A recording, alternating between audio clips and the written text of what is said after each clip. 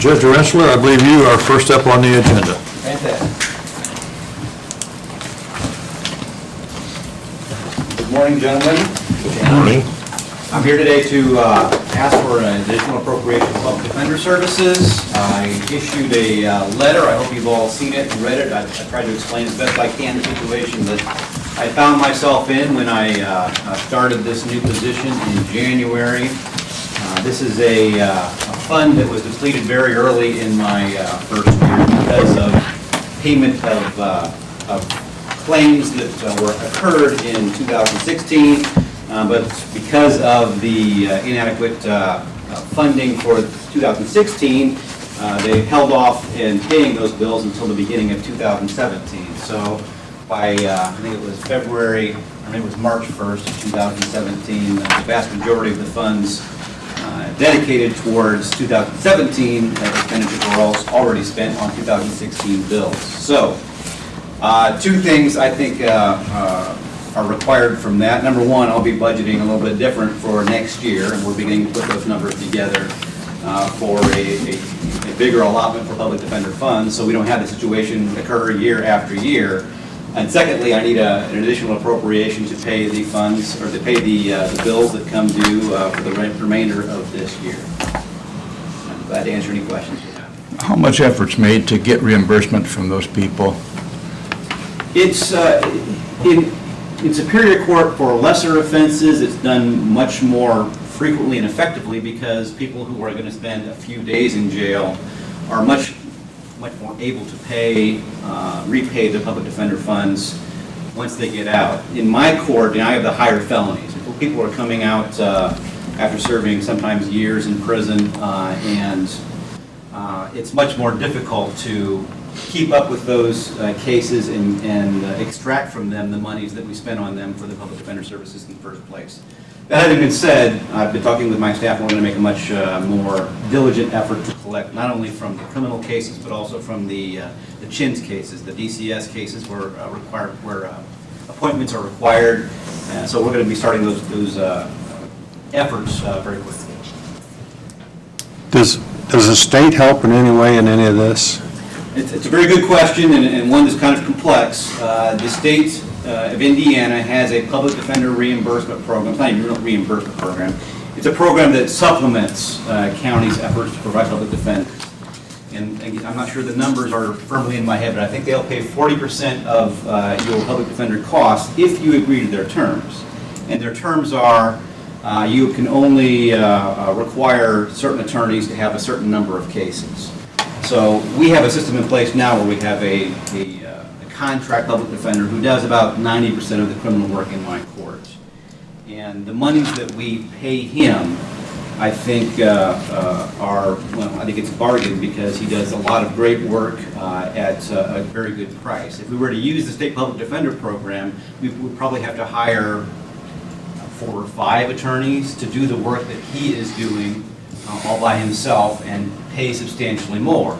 We would get reimbursed by the state, I think 40% of that monies. In the end, it's always been Judge Schumer's and my estimate that we would still spend more money overall from the county just to get that 40% reimbursement. So it never made sense for Whitley County. Other counties in the state, some of them do utilize that program. If you're wanting me to investigate that further, I'd be glad to. But it's always been our judgment after looking into it every once in a while that that's not for Whitley County because it's not a money saver in the end. It's going to cost us more money to get that reimbursement. Your Honor, if I could, can you explain to me how the rate is set for what we pay public defenders? Is it set per hour, per case, per type of case, or? We have as I said, we have a contracted public defender. His name's Anthony Churchward. Does a wonderful job, and we pay him a contract amount every year. I think it's $50,000 or $60,000, semi-level. 65. And he takes care of 90% of the work that we have, and for an hourly or a case-by-case rate for offenses of that level, I think that's a bargain price. We're happy to have that price.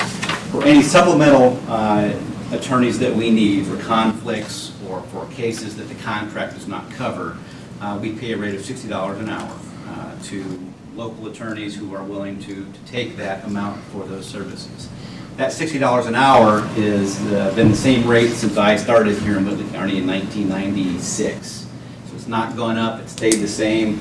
I frankly am very pleased when we get attorneys to sort of volunteer to do it at that rate, because some of them charge at $200, $300 an hour for their private work. $60 an hour is a pittance to them, and they're not donating their services, but they're doing it at a much discounted rate because of the need for that, I guess, is what I would say. So is that where we got into the shortfall, was additional Well, attorneys we had to hire? I think the price has been, well, the amount of work has been going up over the last few years. The CHINS cases especially, the DCS cases where DCS is taking kids away from parents or involved in children's lives in some fashion that may cause parents' parental rights to be in jeopardy. The Supreme Court in Indiana recently required that we appoint lawyers for parents in those cases. And that's a bit of a change. I think we've been doing that in extreme cases, but now they've been requiring it in all cases where we have a formal CHINS petition. So we've had a number of those, the number of those has increased substantially in the last few years. So if the public defender allotment, I guess, is going up, that's the main reason that I think. I don't think criminal appointments are going up in number at all. I think they're remaining pretty constant.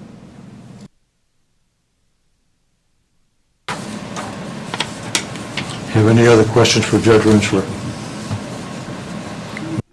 We will entertain a motion for the additional appropriation, and then my understanding that will come out of the general fund. In conversations with Jen, it is possible and probable. I'll make a motion that we fund the additional appropriation. I'll second. I have a motion and second. Is there any additional discussion? All those in favor signify by your right hand. Opposed, the same. Thank you very much, gentlemen. Thank you. Thank you.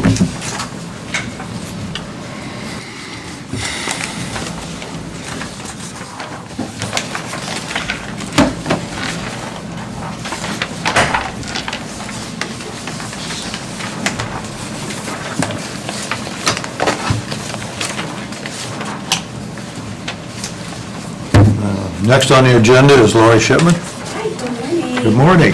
How are you all today? I'm of course substitute for John Myers this morning, but he's heading out, where's he, Barcelona, I think. He's docking in Barcelona today, so, you get me, sorry. I'm here to request a tax abatement on behalf of Indiana Materials Processing. Other than Valley, Sons and Valley are here this morning. Did you guys open in 2012? I was trying to remember how long we've been working We together. worked around 2012 and started production February 2015, okay. 13. 13. We had, some of you have been around long enough to remember when we did an Okra application several years ago to help Indiana Materials Processing purchase a piece of equipment. That was a grant that came through the county, and we were able to move forward there in a really nice brand new building out in Rail Connect, and have just grown over the last several years, and needs, which is very exciting. So they need to expand. Some work has been done by redevelopment, and George, you may want to chime in on that at all, but some infrastructure improvements and soil remediation expenses that were taken care of by redevelopment to prepare for the building expansion. And now we are looking at a acquisition of new equipment in the amount of $1.6 million. This project will employ 4 additional people. There are currently 16 people employed by IMP, and they're requesting a 10-year tax abatement for the new equipment.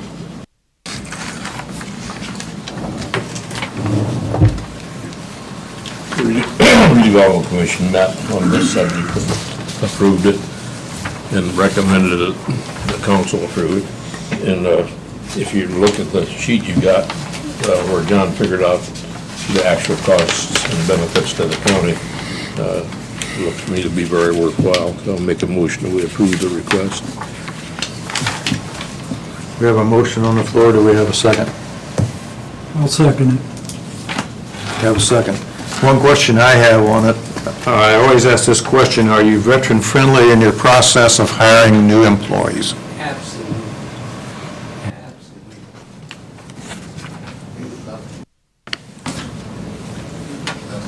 We have a motion and a second. Any additional discussion? What, could you give us some kind of an idea what the machine is that you're wanting a tax abatement on? Yes, sir. We have one of these lines. It was the first. You guys are also supposed to set an amount Basically, what it does for is. personal property. Is it 2 of them? 2 minutes. There's 2 pounds of steel in every used tire.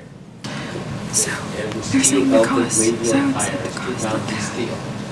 And Like that's the before There's 2 I of got them. into this, it Yeah, used to be. perfect. So I think that's- scrap but and it's the steel same- didn't like it because of that extra rubber. same for And so we both. figured out, that the rubber needs to be removed. It So it needs to be 3.6 million for the cleaner set. format, and I was selling Because you that have to before set I this established that amount. as a market. And once the market was established, then the mill said, no, we Yeah, don't want doesn't- this, we want it now. That's 10 calendar compacted and years. densified, so And then, that yeah, it the amount melts with the better, so we deduction get a out better to be yield. manufacturing equipment is And, not too. oh, by the way, if you want to 3.6 million. densify it, then we Okay. can We add just said some you of guys need these to set other that. turnings and stuff that we can buy relatively economically and put it in there and give us a compact that is defined physical properties and defined chemistry. So we put up the first plant of the kind in the world. We bought machines from Austria. The whole system came from Austria. It was literally,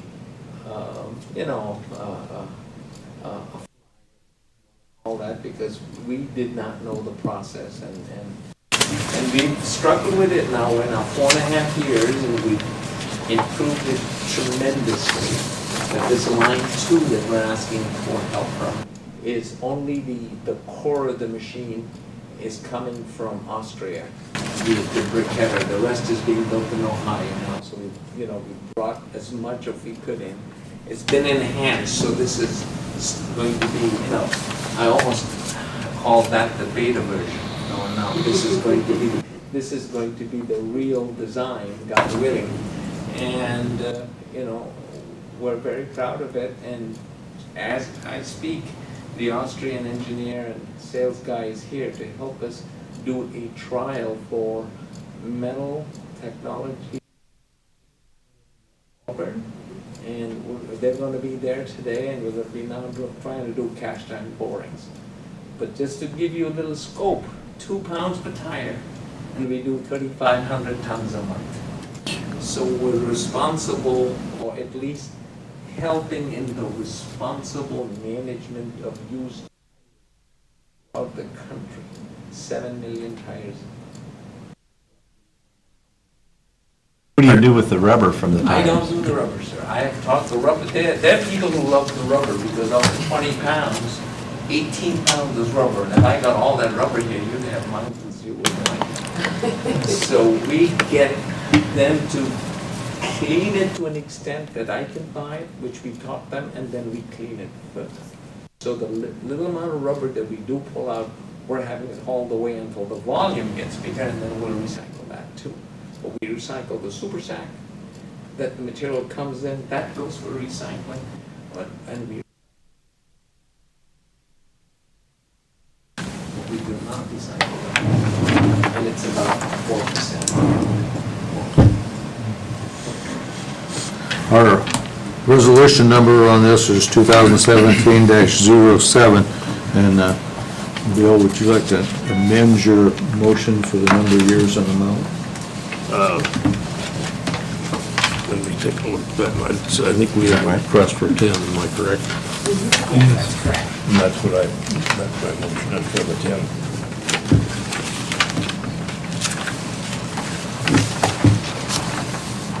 It's kind of a unique business out there. Well, yes, sir. And we think it adds value to the county. If because we will help in even any kind of recycling. We've got probably a big one across the street, and they've got a plastic 3.6 problem. million. And it's out there, and they're gonna come back to me to help them with their plastic recycling. That's all I do is And, recycle. yeah, it pays out about Hopefully 3 years. things that people haven't done, but if it's easy or obvious, people, I just get to do the stuff. That's the only way a small company can save business is.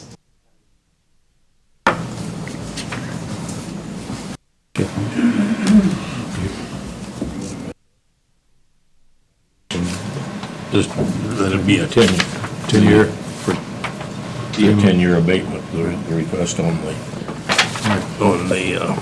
application, or at least that's what it was when we were doing it for the, Under the original motion, Bill has amended it to designate the number of years and the amount of it. Do we have a second for the amendment? Second. Any additional discussion?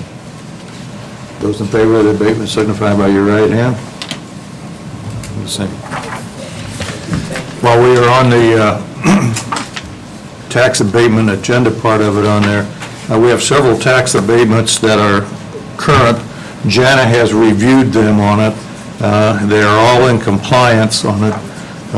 Need approval for I, as the president, to sign these and to keep them in continuation. I so move. I'll second. Any additional discussion? Those in favor signify by your right hand. Got it all? I need you to sign and print them, and that needs to be signed too.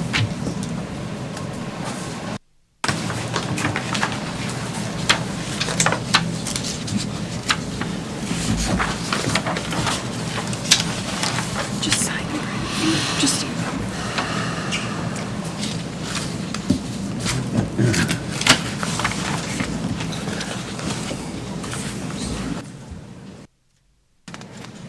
Tattoo ordinance.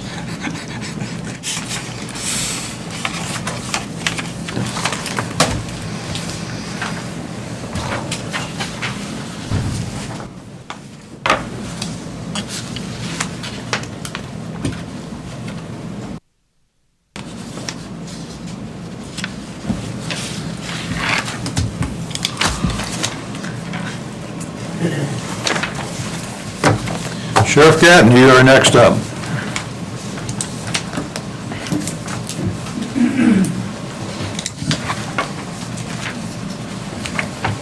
Morning. I'm here today to ask for $1,580 back from, that was paid last year to put back into the sheriff's budget line item for uniforms. It was a reimbursement of a 50/50 grant for 4 bulletproof vests or armored vests that we purchased last year. The reimbursement came in May, to, I believe, was deposited into the county 5/11/17. Just requesting if we could get that back and put it back into the line item for uniforms, due to the fact we had a new officer, which is a big expense for the first uniform and vest. We're still gonna utilize what we have left in the bulletproof vest, but it's on a 5-year rotation, so we can only get them when they come due. I move we approve the transfer. Second. And then moved and seconded to approve the transfer on it. Any additional discussion? Those in favor of the motion signify by your right hand. Opposed, the same.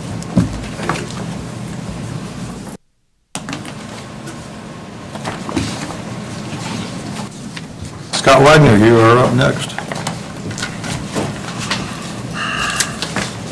Tattoo.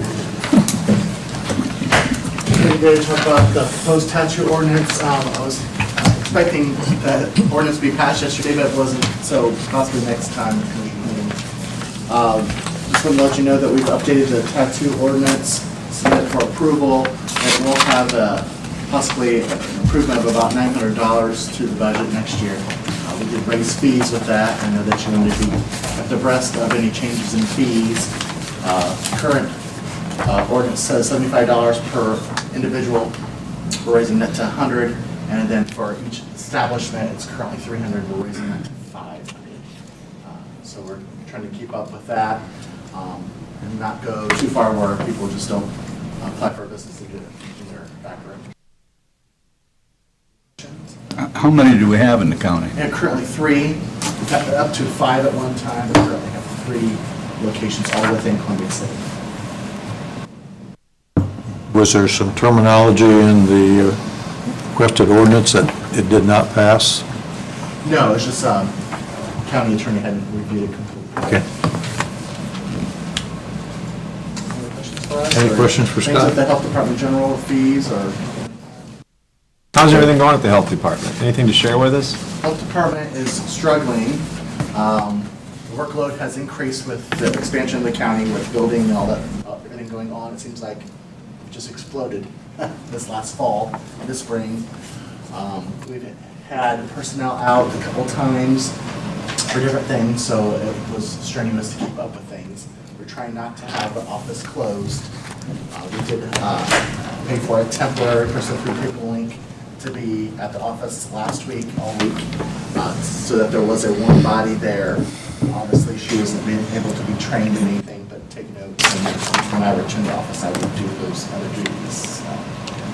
It's difficult not having, before 2008, some of you might know, we did have a second secretary there. In 2008, when the recession hit, that was taken from us. And so typically, if we want to keep the office open, either I or Heather have to come in from the field to cover the office for that hour.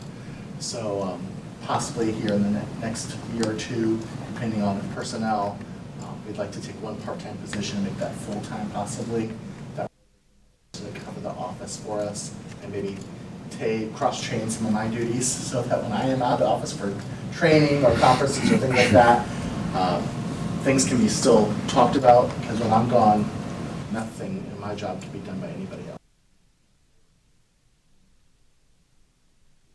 Do you think that with what you're telling us about and these things that have come up this year, and as busy as you are, that there's going to be a direct reflection in your budget this year? I mean, is there needs there that aren't being met?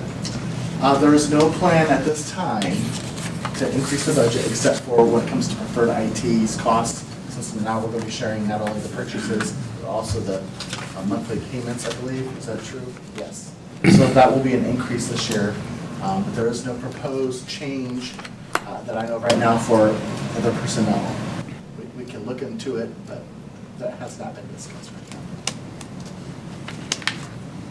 I'll just keep on stressing. Any other questions?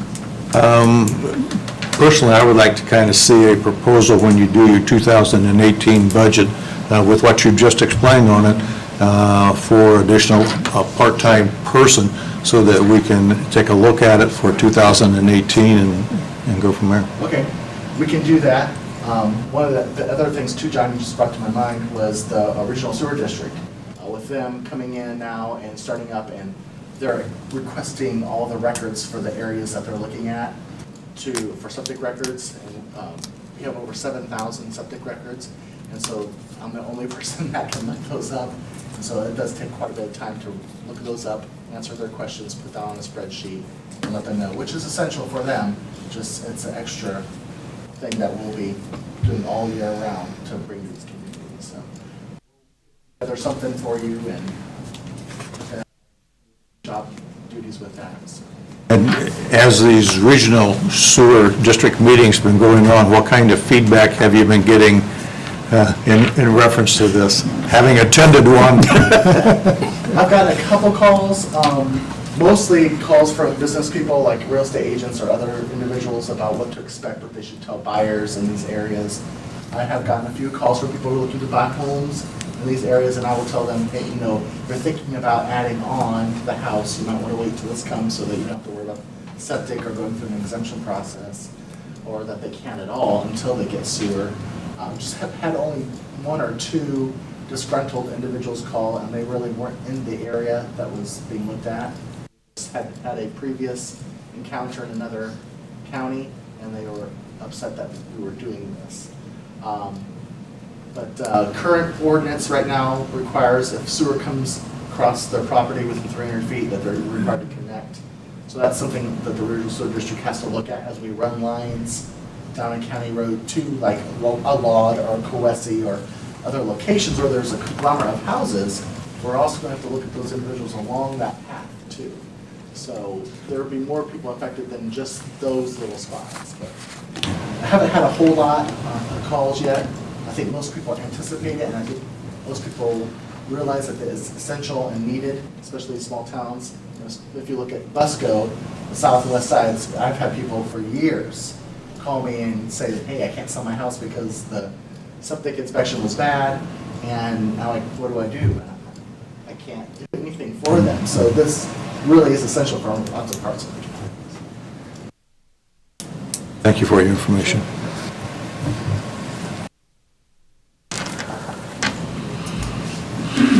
April, I believe you are up next.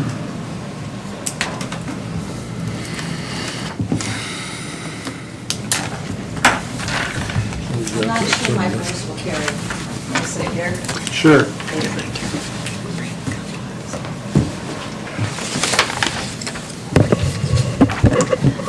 The Indiana Recorders Association has been working for a couple of years trying to get our fees reflective like some other states have done. Currently, our fees are anywhere from 11 to 14 per the first page, $2 for each additional, $1 if you don't have an inch at the top margin, and our fees are just very complicated and confusing. So we've tried to simplify those, and as a result, we had some legislation passed this spring. Part of that is to make predictable fees. And I've put some copies in your packets. To make it easier now, mortgages will be $55, everything else will be $25.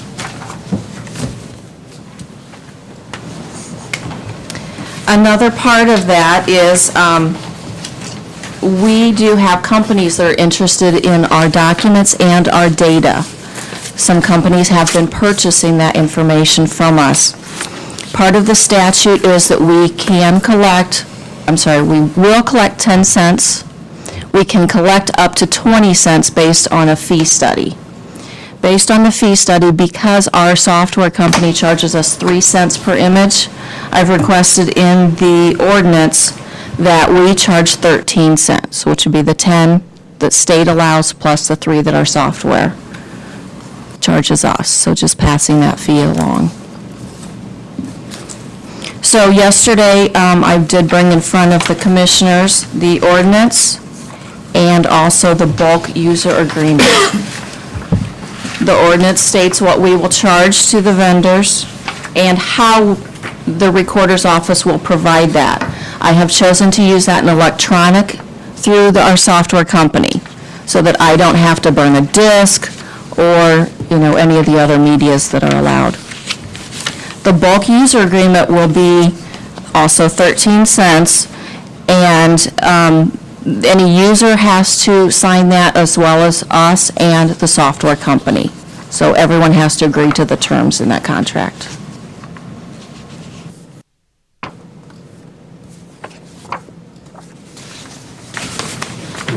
Did the commissioners approve the?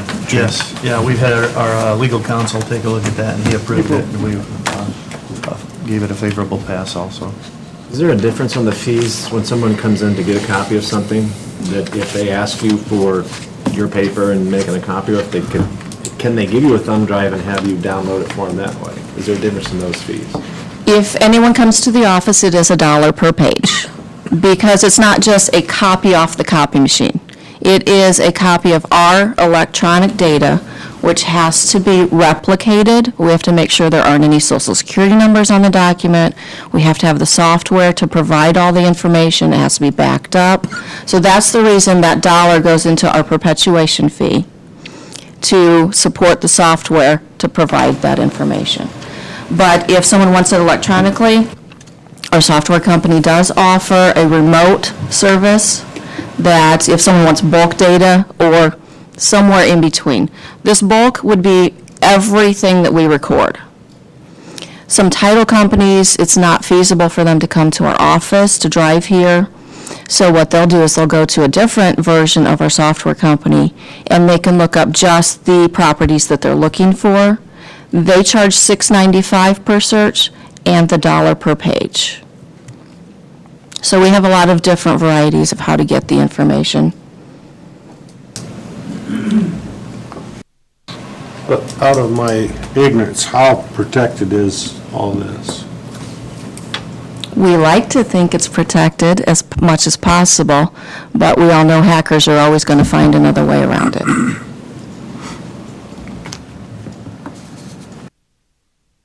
George, do you need anything from our council other than this being information? No, I think we did approve the contract. It was the note, and thank you for letting us know. And it being state mandated, it was, How are things going with your department? Our office is going pretty well. Things have been really busy with the passing of this law and getting all of the recorders educated. I have a meeting here tomorrow with the Northeast District recorders so that we can all hopefully be on the same page going forward. So I'm organizing that and getting all of the legal stuff ready for this. So things have been busy. The economy, properties are selling, so we're getting busier with title searches and recordings based on that. Your staffing's adequate and everything is getting done, and I have myself, my chief deputy, and a part-time. The only problem would be if one of us would be on vacation. Our part-time has another job, so if she's at that job, she can't always be available to work. But she's been very flexible. Rosemary and I were able to go to conference together, and then she works full-time while we're gone. are you anticipating any major changes in your budget this year? Based on this, some of the income is going to be changed a little bit, but I think we can probably talk about that a little bit more at budget time. Sure. Thank you. How much concern do you have about your paper documents being exposed to contamination from overhead? I do have concern of that. The room that our books are stored, we have to keep the books back to the beginning of Whitley County, 1862, I believe.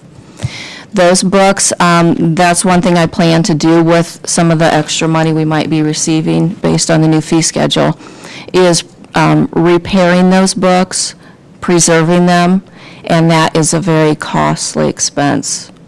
It's not an easy process, timely and expensive. But we have been concerned because there are sprinklers right above those books. So if those sprinklers would ever go off, those books will be destroyed.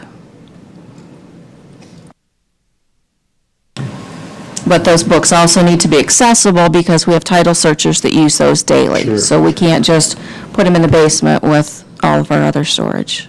Title searchers are using books from the 1800s? Not necessarily back that far, but they're doing 50-year searches, sometimes 100-year searches.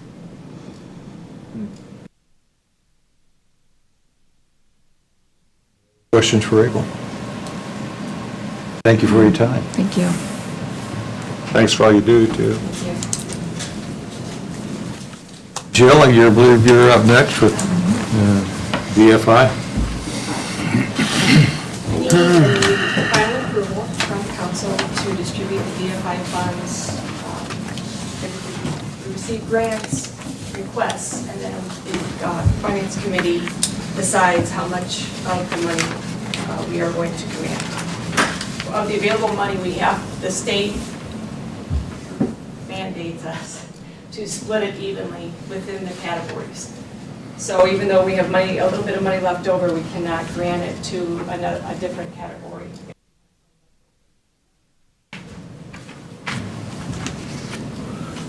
Not even equally? I'm sorry, Not even equally? not even equal.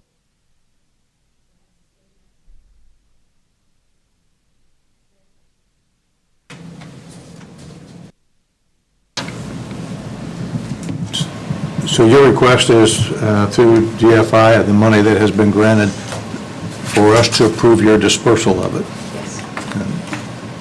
I would make a motion that we approve the distribution of the funds so decided by the or the committee for DFI. I'll second. Motion and second. Any additional discussion? Those in favor signify by your right hand. It's unanimous. And how things are going with you? BFI, it's frustrating. It's very, very frustrating. The state is split into thirds. We have a coordinator assigned to us. So she is trying to balance a third of the state. And it's just the communication breaks down. So they're supposed to get her some assistance, which they tried that last year, and it's just frustrating. But it's the state. So. Thank you very much for your time.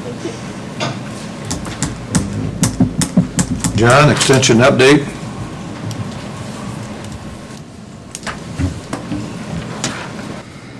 Got a little handout for you here, and I'll pass out first. Thank you.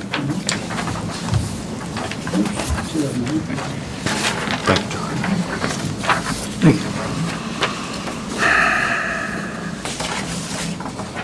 I think you got one. Yep, I got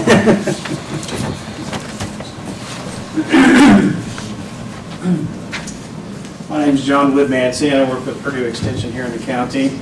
I also work half-time in Noble County, so what you see before you is my work, reflective of my work here. Just wanted to give you an update of some of the things that I do as some of the other members of our office come in, and just kind of give you an update as well, just to keep you informed. Under general, A&R stands for Agriculture and Natural Resources. If you read the paper, you notice that I do a weekly news article, and I try to keep that very current on what's going on, what I'm seeing. Sometimes when I have folks bring in, I get care packages on my desk all the time. What is this bug? What is this disease leaf? What's going on? Those are some of the things that I deal with. But when I see kind of a trend going on, I might do a news article on that too, because a lot of other people might be dealing with that. But try to keep those news articles current and relevant for the general population, and it could be anywhere from farming to homeowner problems, just trying to reach the entire population. I've seen a dramatic increase in our client inquiries as the growing season warms up. There's more insects and more garden issues that pop up, so those are very active right now. Like I said, when I'm in Noble County, I'll have 2 or 3 things on my desk waiting on me when I get back to try to handle, and so that's pretty normal for this time of year. Under traditional agriculture, one of the things that I did just in recent months are some private applicator recertification programs. Those are for pesticide applicators as well as fertilizer applicators, and I did 3 of those programs. 2 of them I did my kind of on my own or in partnership with somebody locally at the Whitley County Fairgrounds. I did one, and then also I partnered with Ag Plus just south of town. They had a spray clinic in which I was able to plug in with. Michiana one is one that I did along with some regional educators for some of our fruit and vegetable growers. Do have a livestock production meeting coming up June 12th. That's next Monday. There should be a news release in the paper either today or tomorrow about that. And that is just a meeting to explain what are livestock operations, who regulates them, what are the rules, just to try to get the facts out there to the general public about livestock operations. Under horticulture, I work with master gardeners, and I train them in it's like a college course almost. It's about 14 weeks long, 3 hours a night, once a week. And then they in turn, after they've done that course, will volunteer in the community. Well, the benefit to Whitley County is that a lot of those master gardeners here in this county are involved with maintaining some of the community gardens we see at Morses Park, at Cherubusco, and some other areas. And they're not the only ones out there, but they are kind of the movers and shakers, the leading group out there taking care of a lot of those garden areas. And that increases the curb appeal for Whitley County, for businesses, for families. And so that's kind of a public benefit that we see from our master gardeners.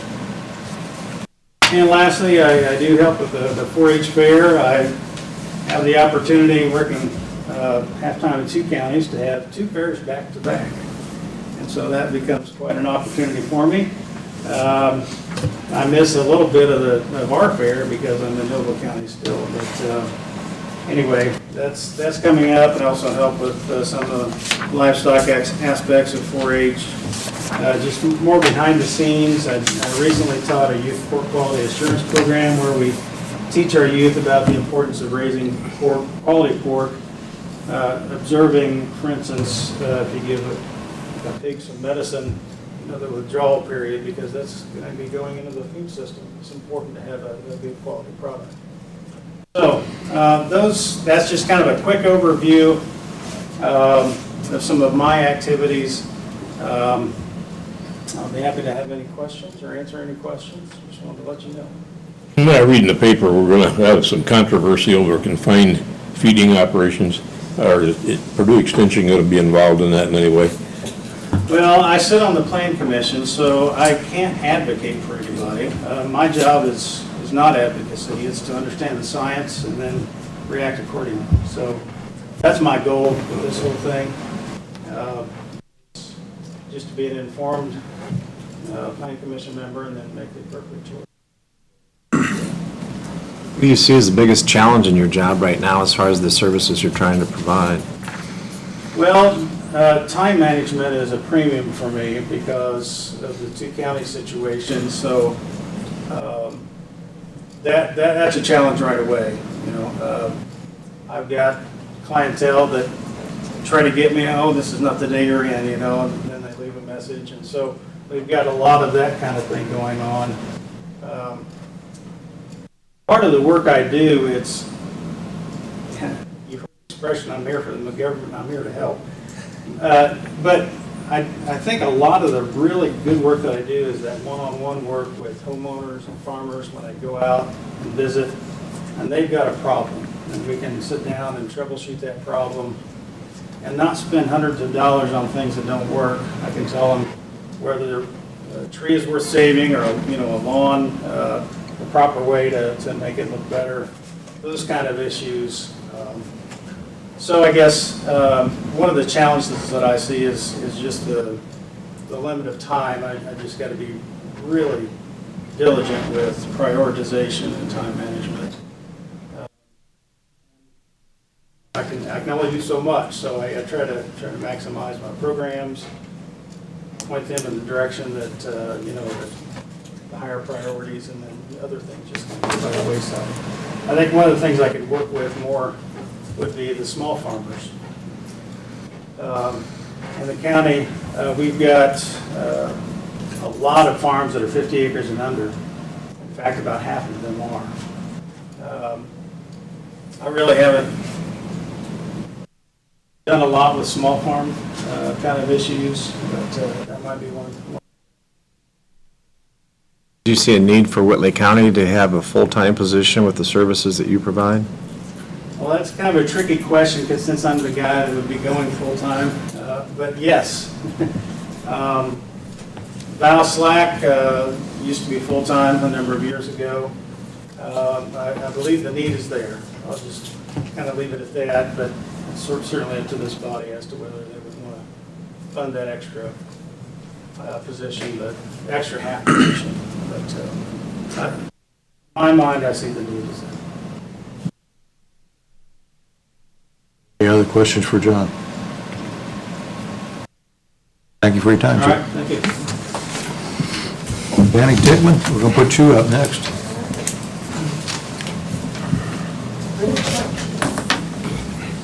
Just leave me here.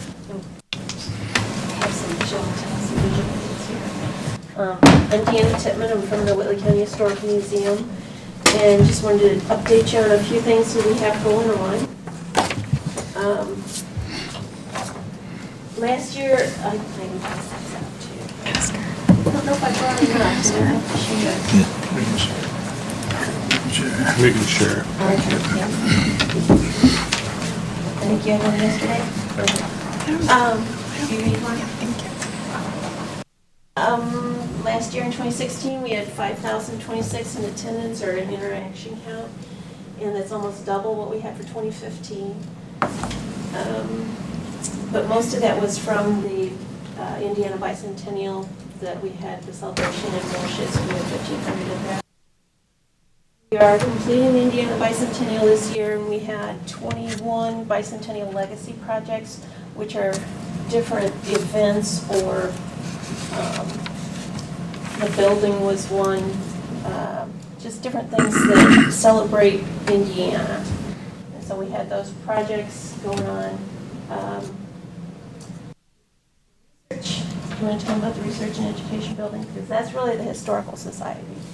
So Yeah, we came to you a couple of years ago, and you very generously helped us out with that building.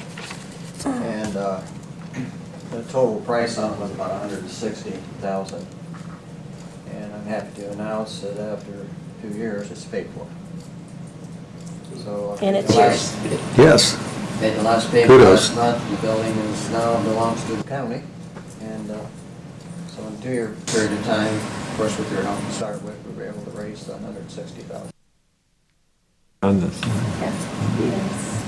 It makes it so much easier for people to get in, to do research. All of the paper records that we had are safe. They're in a humidity and heat-controlled area. And we have people coming from all over the United States who stay 2 or 3 days in the county to look up research for genealogy. So it's pretty amazing. And if you get a chance, come on down and check it out. It's a very nice facility. It's 2,400 square feet on the bottom floor and 2,400 on the top floor. Which gives us all that extra Built it for storage space. $160,000. Tim Smith himself probably did. Local Legends is another project we have going on in the Thomas Marshall home, and it highlights, I have some of them written here, Bill Schwartz, Janie Fricke, Oscar the Turtle, Dean Jagger, Keller Rocky. Does anybody know who Keller Rocky is? He was a Marine from World War II, and he was in charge of the Pacific Theater, which is amazing. So anyways, a lot of exciting people from Lilley County. Herb Schreiner? Jagger. There you go. This was, we have lots of people from Lilley County. But Leonard Barnum and Merritt Ireland, he was the Surgeon General. I mean, we have such amazing people we have to celebrate. Civil War Camp is coming up, and we have that accounts for about 25, 10, 13-year-olds who get to go through and learn about Whitley County's participation in the Civil War. So that's kind of exciting. During the Indiana Bicentennial, we put together the tour book for Whitley County, and it has cemeteries, churches, schoolrooms, one-room schoolhouses. Has just a lot of different things. You can do a driving tour if you wanted to through the county. And the Historical Society sells those. This is projects that the kids in Whitley County did for the Bicentennial. So that's available too. And then this is the Civil War veterans from Whitley County. And we're working on right now the World War I veterans from Whitley County, and that'll be about twice the size of this. It'll be over 1,000. So those are all available for research and really makes things easier to find. I'm going to give you these, just what's going on. I get one in the mail. All right, do you get one? Put you guys all on the list, huh? So, lots going on and all good things, so do you have any questions? As we look into 2018, do you have any projected things that are going to be coming up? We do have a new display going up. It's called I Stand for the Flag and Kneel for Prayer. And so we've got that coming up. We've got Old Settlers Day displays coming up. We're looking at trying to get fire suppression into the Thomas Marshall home, or fire protection in there of some sort. Coming through, I'm just doing, we have a lot of good volunteers there too, so that helps to get people more interested.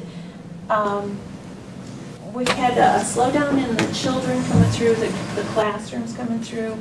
We're hoping to bump that back up again. I hope to get some donors who will actually pay for the cost of the bus. So we're working on some different angles to get even more involved. I think that's where we need to look for the future of our past. We need to look to the children. It's important for them to know their history. Do you have any other questions for Denny or Chuck? No, but thanks for what you guys do. We enjoy it. Me too, I'm a big fan of that museum. Chuck, you'd like to put in a Nicholsworth for your museum in Cherubusco? Oh, yes. We have a museum about the space, about size right up there. We have a little museum we're trying to start. Chuck Matthew was kind of the guy that collected things, and so we're got a little space over there that we're working with. We need about 3 times the size we've got happening right now. But anyway, we do get some interest in people that want to find out more about the history of Cherubusco and so forth. So we're there a couple days a week and doing the best we can, and find it very interesting. Mm-hmm. The same as Whitley County history. There's a lot of history here, and I'm so happy that you gentlemen are able to help us with that, because if the society alone had to fund what we have, it wouldn't happen. Good. And we work with the historical museum there too. If we have something that really is of interest to them, we'll give them a copy of it, or, that kind of thing. And just recently we found a painting that George Winters, who was an early painter in Indiana, had made of one of the founders or the first settlers in Smith Township. So we have a painting of him. It's so exciting. So. Thank you for your efforts and thank you for your time. Thank you. Well, we don't have you on the agenda. Do you have anything? Well, I just wanted to bring you up to date a little bit on. Oh, yeah, that's right. Share some numbers with you. You if you'd invited like. her, that's right. Okay. Tax collection course is done, and we finished at 97.6%.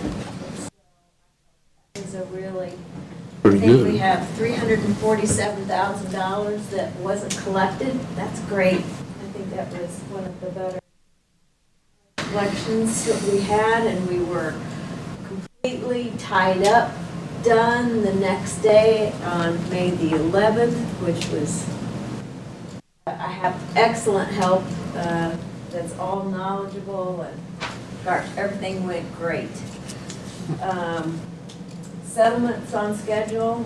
Jan and I are working together, and problems there. Tax sale is scheduled for 5 properties currently. I'll send out a little courtesy letter here next week, and by the July 1st, it'll be down to 50 properties probably, because at that time, there's some additional fees put on. I just like to notify everybody, hey, this is coming up, no surprises. And then probably for the actual sale, it'll probably be down around 30 properties. Well, out of those 30 properties, how many will be actually transferred to a new buyer? Probably about half, about 15. The other 15 are recurring problems. I mean, some of them you probably don't even get bids on, is that Oh, correct? yeah, those 15 don't even get bids on.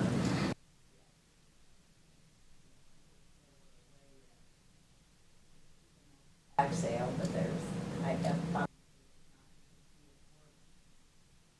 bidding properties. What kind of properties would them be that don't attract bids? Wayne Reclamation. Oh.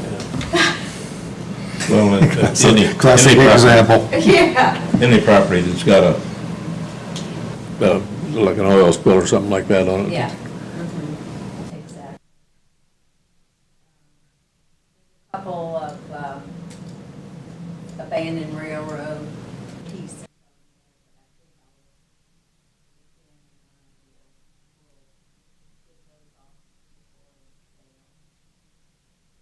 And offered to the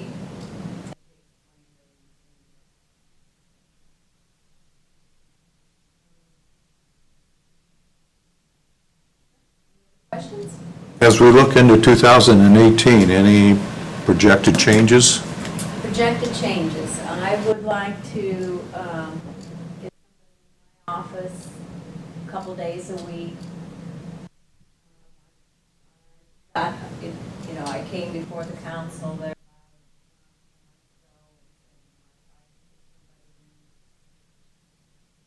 Start training them.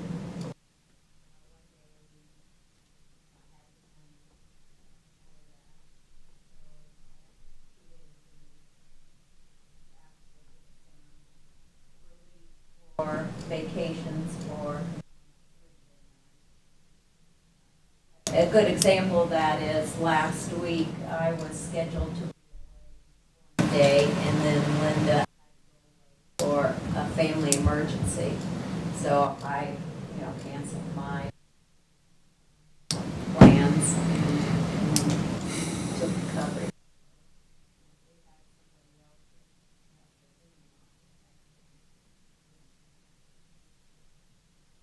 So that's kind of my plan, is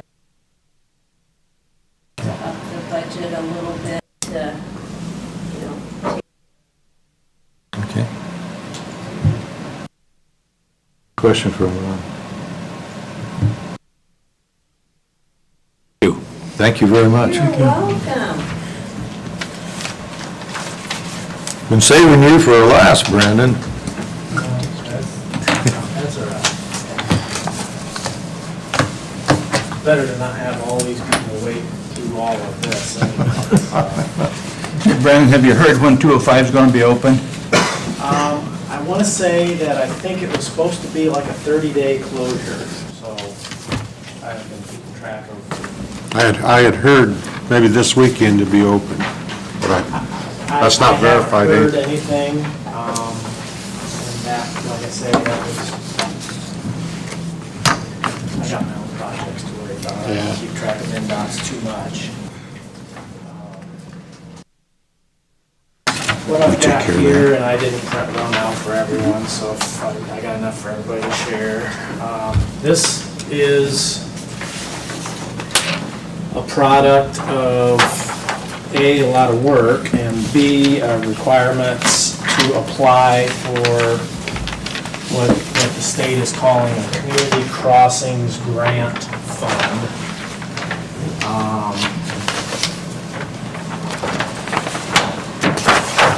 Last year, the General Assembly passed a law to allow some funding through this program. Timing of myself taking over the department, we didn't have an asset management plan, which is you have to rate every segment of road and come up with a 5-year plan, and that's what this is. This is the 5-year plan, and it's just a plan.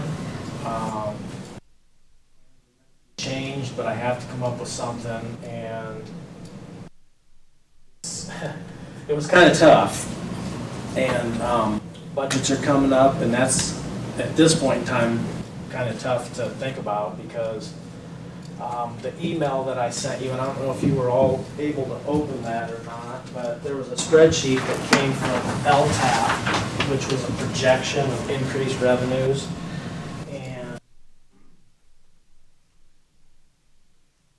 I'm taking that with a grain of salt, but I'm taking it also as good news. I'm waiting here supposedly, or in theory, within the next week or so, we should have some projections from the state auditor, which that's, I think, a little more reliable. But the LTAP projections show an increase in revenue for the highway department from 16, which was a full year, to next year for 18, from 2.72 million to 3.94 million in revenue.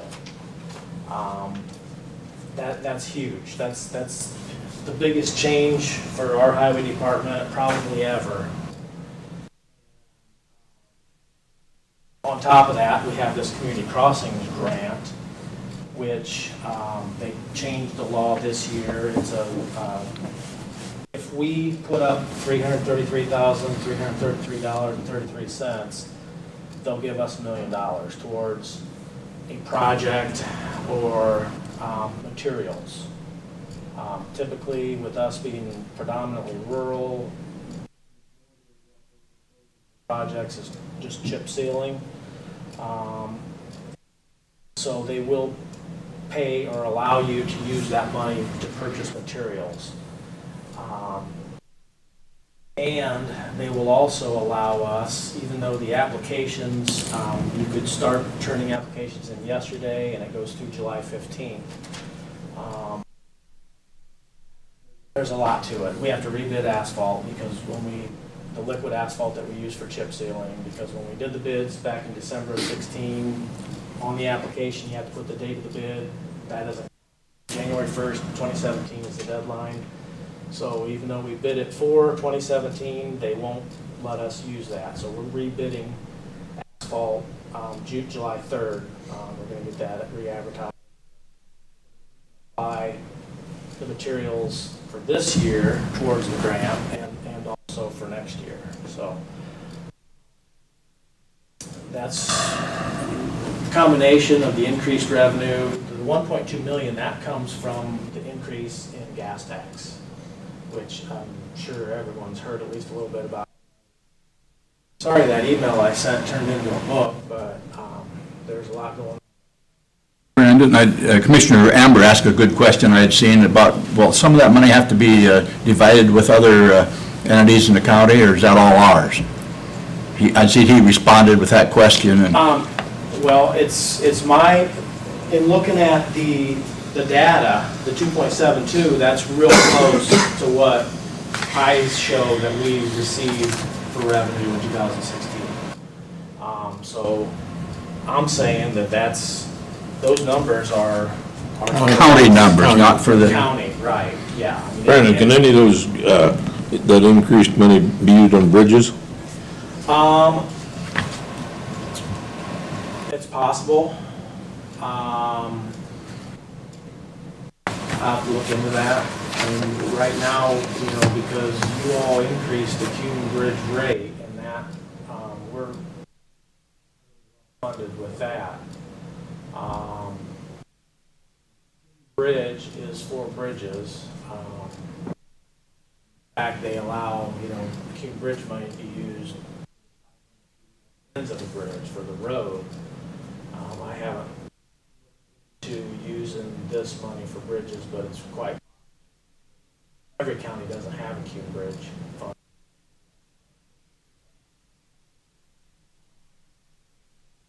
So, again, that's a 5-year plan. What you'll see that's black is predominantly gravel roads. And then there's some subdivisions that could go either way. I mean, could get bumped into the. A lot of the subdivisions, newer subdivisions, were actually paved with asphalt, the newer ones. And so some of them are in better condition. See, that's black is our 800 East, the county line with Allen County. all of our revenue for the next 5 years on that road. Anything up will likely be a shared project with Allen County, so that's why I didn't include it in obviously with the large influx. I mean, and don't quote me on the numbers, well, we have it right here. Allen County is looking at about $4 million increase, so I'm sure they've got 4.3 million. I'm sure they've got a lot more miles and projects. But it's something that, in the future, it could happen. So in that 5-year plan, I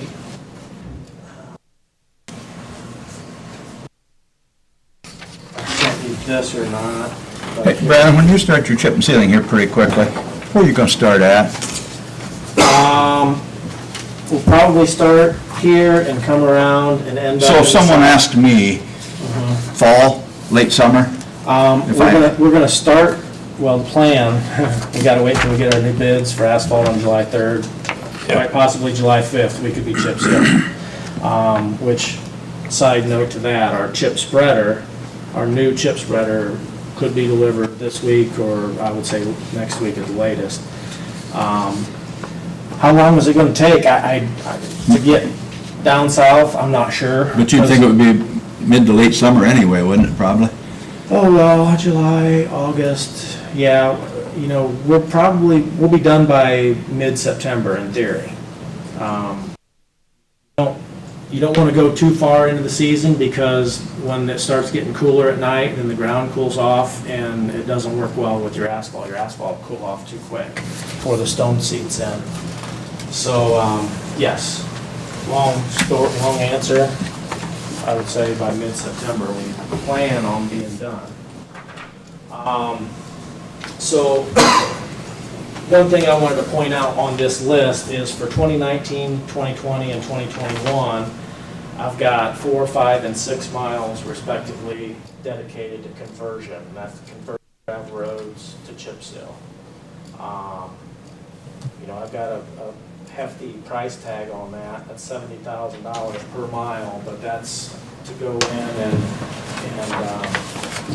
mill what's there up, put some calcium in that, get it compacted down, put 6 inches of stone on that, put some calcium on it, get it compacted down, and then seal on that. 70,000 doesn't include burning, ditching, culverts, but Yeah, because before you convert a gravel road into putting any chip seal on, you want to make sure you got a good road bed. absolutely. Drainage is the most important thing. You can take a chunk of clay that seems like it's hard as a rock, and if you put enough water on it, it turns to mud. A road that's failed, majority of the time, it's because of water. And water can't get away. For this year, our plan is to chip seal 100 miles of road. And we're going to have every one of those miles burned. And we're going and cutting, after years of accumulation of winter sand and whatever, the edges build up and it holds water. Well, when it's holding water and the pavement's cracked, it seeps down in the roadbed and turns into mud, and then it fails. So we're going to have every road burned, and surprisingly, we have had very few complaints about us doing that. And in anticipation of that, early on, one of the roads that we are improving this year that's much needed, and it's not because it's my road, come drive it. Bill, I know you have. Yeah. We're improving Old Trail, and so we started out right off the bat and we burned it, and that includes my road, and if anybody wants to complain, come on over. Brandon, I've seen them using a bobcat or skid loader to. Yes. Is that what you use for that normally? Yeah, well, we didn't used to, but that's what we've been doing. Well, we just, redevelopment bought that first skid loader for the county highway back in 12, maybe, 13.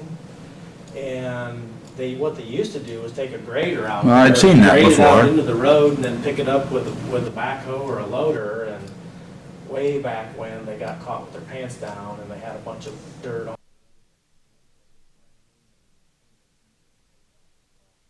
Well, the way we're doing it now, which, I mean, they've started doing it that way a couple years ago, it's very efficient. They get about 1.5 miles a day, depending on how deep it is. But that'll get the water off the road. And we gotta look and see if there's ditches and if the culverts are rusted out and all that. Probably won't get every culvert replaced on that 100 miles. We're just gonna run out of time. So, for that 100 miles, just so you know, for the ceiling asphalt, you're talking about $750,000 just for the asphalt, and another, it's $2,200 a mile for the stone. Stone's the cheap part. So you're close to $1 million just in those two materials for that chip sealing. But that part of that will be applied to that community crossings grant. That revenue will be coming soon. The tax goes into effect July 1st. It's my understanding, I mean, the law says the first $70 million goes to the state highway fund. I'm guessing, but I looked at something that will be about 1.5 months. I'm predicting, I haven't heard anything from the state, that we're going to start seeing revenue in, just call it September. If we start seeing, and 1.2 million divided by 12 months, that's $100,000 a month. That significant increase. So we've got a 5-year road plan. I know last time I presented a budget, Glenn, I think you asked about equipment. So we've come up with a 5-year equipment plan. Obviously, the first year is this year, and we've already purchased a grade all and a second skid loader, and the chip spreader's on the way. But we did, look out for the next 4 years after this year of what we think we need or could use. First and foremost, 2018 tandem axle dump truck. We have a contract which was extended. You can extend a contract by state law, and that's how we purchased the 2 tandems that we bought last year. And the supplier, Selking, and then W.A. Jones adds blades. They have both agreed to hold that price for 1 more year. And so what I would like is, I would like to be able to tell them, get started on that. Plan on, and I already have. I mean, I haven't told them to start on it. Obviously, I need your blessing and commissioners. But get started on that and plan on delivering it to us mid-December through the 1st of January. That way it'll be paid out of the 18 budget. We're all good with that.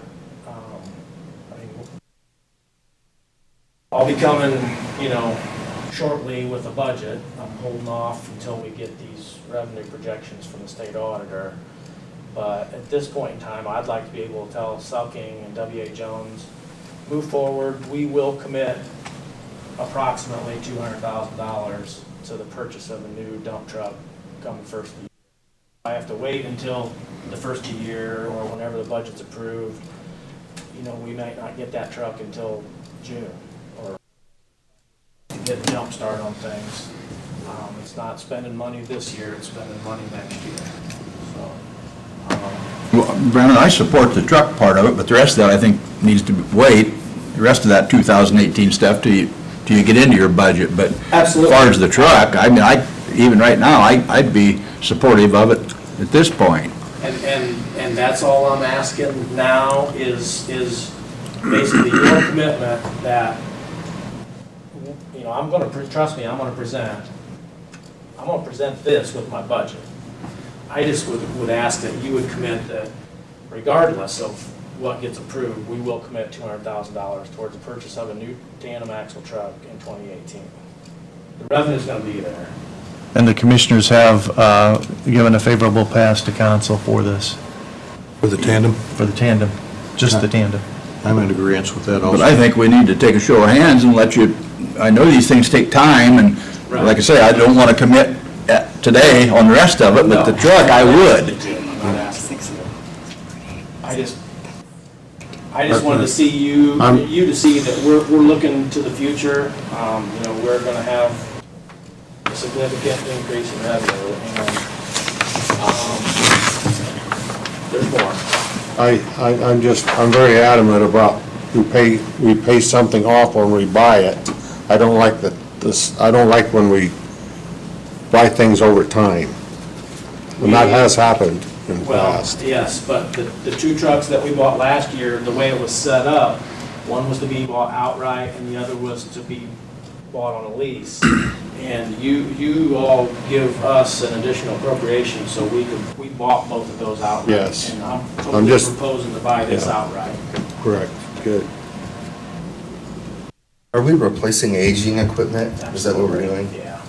And another. We're not adding new equipment or Well, additional equipment? our tandems that we have are in pretty good shape. We've got about 3 single axles that are aged. And you'll see further down the list, we're proposing to replace those single axles. One of the reasons that we're proposing to get one more tandem is that will put us at 6, and that will, we think, will be enough that we can just devote the tandems to the chip sealing operation. And then that's basically, that saves us one more truck and driver for that operation. And I'm going to get to how that fits into the master plan when we get done. I do have a question. How far do they have to go to get oil to put in these trucks? You're talking the sealing oil? No, I'm talking about motor oil. Motor oil. At one time that got moved, didn't it? So that it wasn't quite so handy for maybe somebody to walk off with some? Yeah, that was taken care of a long time ago. Okay. Well, you know, a few years ago, we lost 7 engines, and there's no way that can happen unless somebody's not putting oil in. And that's the reason why I bring this up. I mean, it takes a lot of power to plow snow, especially when you've got numerous inches of that heavy, wet snow. And when you've got these aged trucks, they just don't have the horsepower. And I wasn't here then, so I don't. I know you weren't here then. I can't speak to what happened or why it happened, but I have heard, and I do know we have some older trucks that just don't have the horsepower. I've heard the guys, you know, kind of power so I can do something. Yeah, but, okay, I have my own suspicions. Well, I've heard. I have a pretty good background in that field, and okay, enough said.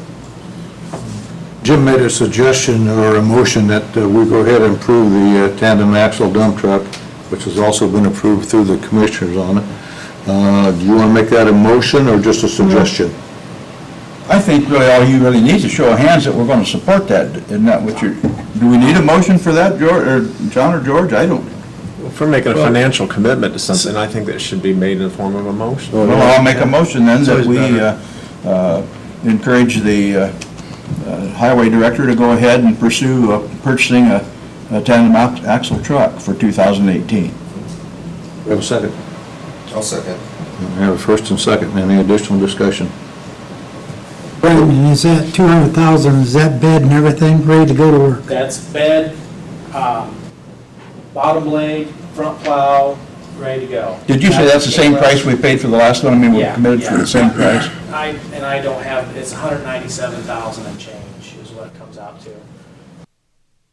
But the reason. Same price. The reason that you want to do that now, that you want to move forward on it now is because you're able to lock in this year's price on it, or because we're going to need that truck right away in 2018, so we don't want to wait the 6 months for it to be built?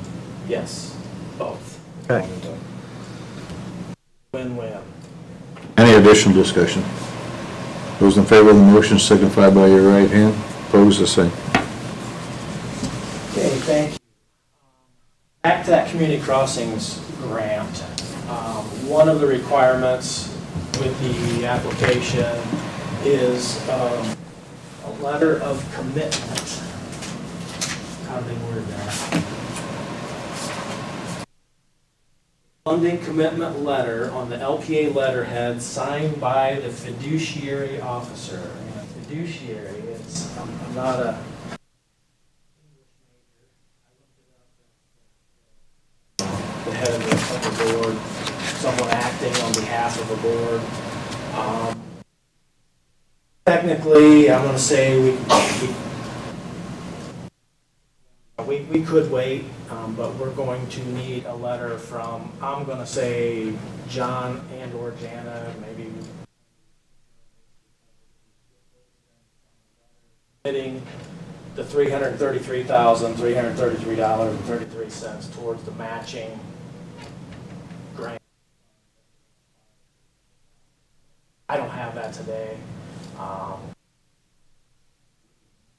On that, Does the matching grant make it $1 million total or $1,300,033 total? they will put $1 million towards our project. So it's so We we have have, to put 333, so yeah, it's So we're- a $1.3 million project. I've got, like I say, for this year, for 100 miles of chip seal, just the liquid is $750,000. So if and the plan is pretty much to do another 100 miles.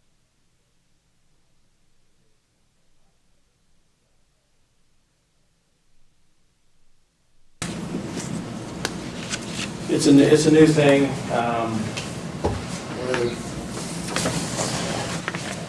hopefully gonna get through that. Personally, I'd like to see a motion in reference to this authorizing the president of the council, chairman of the council, to do this on it. So I would have the backing of the individuals here on the council on it. I would For very what? much like that. For what? The To money? sign the. I think that ought to come through the auditor, personally. Or a letter with her on it. Or both. I do, I'd say you have to. Or both, right. Yeah. I think the auditor ought to be on it, though. Yeah. Good point. Combination of both. I think that way we're covered. I'd make a motion to authorize the council chairman and also the auditor to sign the letter applying for the grant. I'll second that. We have a motion and a second. Any additional discussion? All those in favor signify by your right hand. Opposed, the same.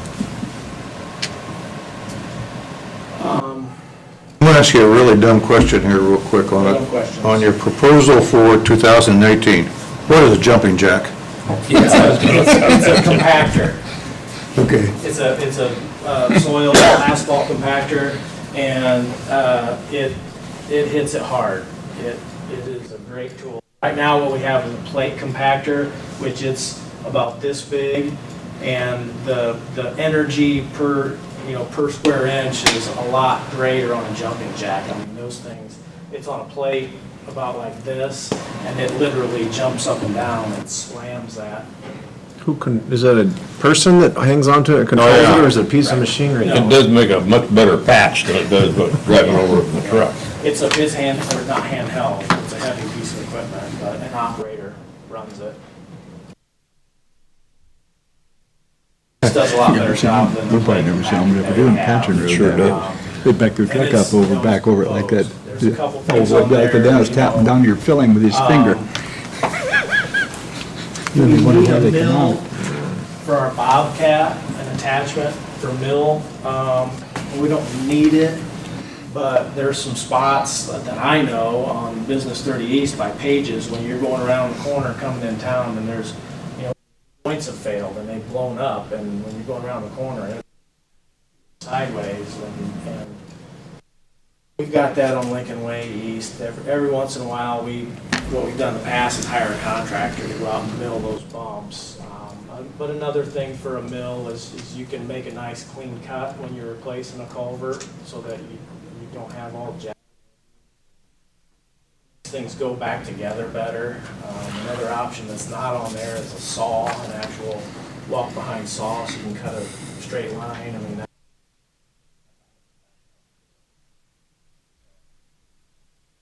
Aren't we professionals with what Yeah, we're I can trying say to you do? are a professional. that was kind of tongue-in-cheek comment.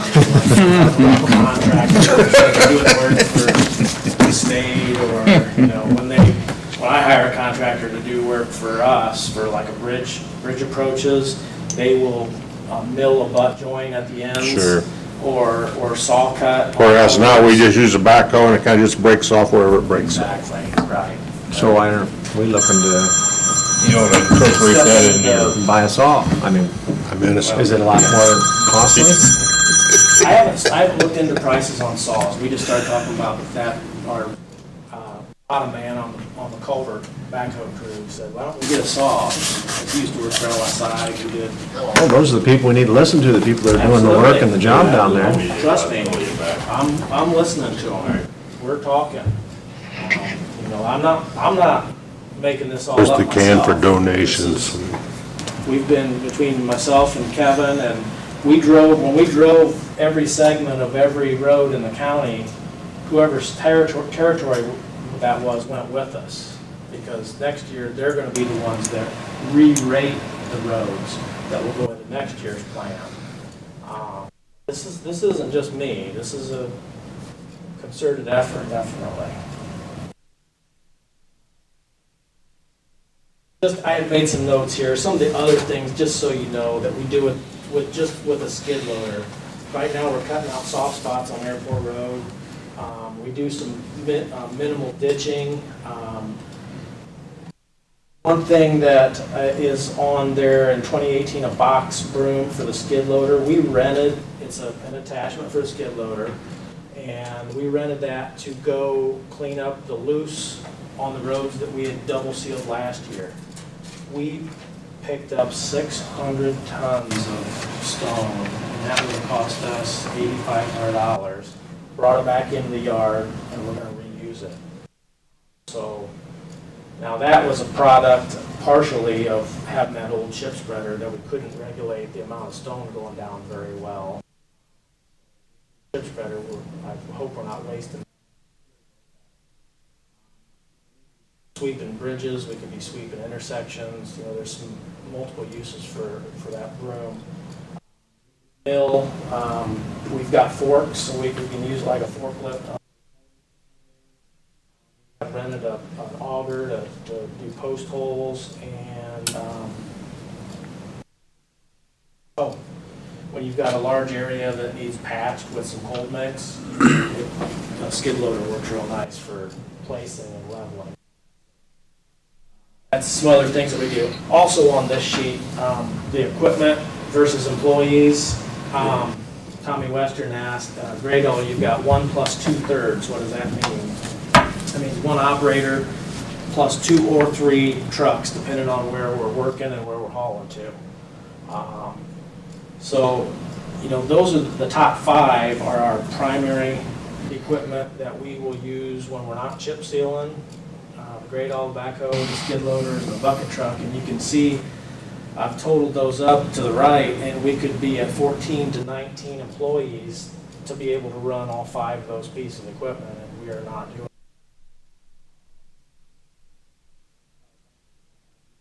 equipment and manpower. Down with the chip spreader distributor, broom, roller, blocker, and trucks. That's everything you need for a chip sealing operation, and you know, we're at 13 to 14. We currently have 16. I would like to get some more employees so that we can be doing other things, because the world doesn't stop when we're chip sealing. There's still potholes, there's still dead deer that need picked up, there's other things that happen, and good news is we've got more revenue coming, so The problem is, though, there are times when you don't need all that manpower as well, right? I haven't seen that. In the wintertime, you need them all. Well, I mean, trade-off, sure. If we're not plowing snow and we've had a nasty, it's raining instead of snowing, we send the guys out to look for debris, trash, washer machines and sofas and look for potholes or just standing water. Sure, there's times when it's not full bore. Yeah. Yeah, we're not full bore 24/7. Right. I agree with that. Yeah. But boy, when the season's on, which is right now, we've got a lot to do. A lot to do. Not just chip sealing. Like I said, we've got Berman to do. We've got still patching that needs to be done. We haven't had the bucket truck out in quite a while. Got mowers, we've got part-time, a couple guys mowing part-time, but one of them has got a medical issue, so he's not going to be working for a few weeks, and so now that takes another one of our drivers. We got to keep up on our gravel roads. There's do that in a time when you can. Down the list, depending on where you are and what you're doing, you need to have flaggers to control traffic. You've got trash and deer pickup. We're seeding where we've disturbed. That probably has kept the complaints down. We've always got patching, grading gravels, signs, and we're doing traffic counts. I mean, there's a lot more to it than just chip sealing and plowing snow. And yes, sir. Vacations. And then there's vacations.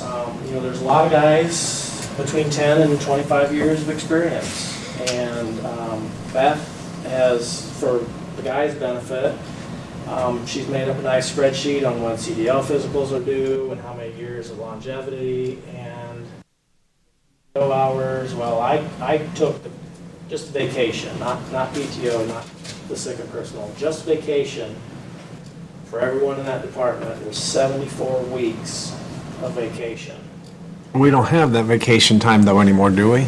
Well, Paid time off, it's PTO.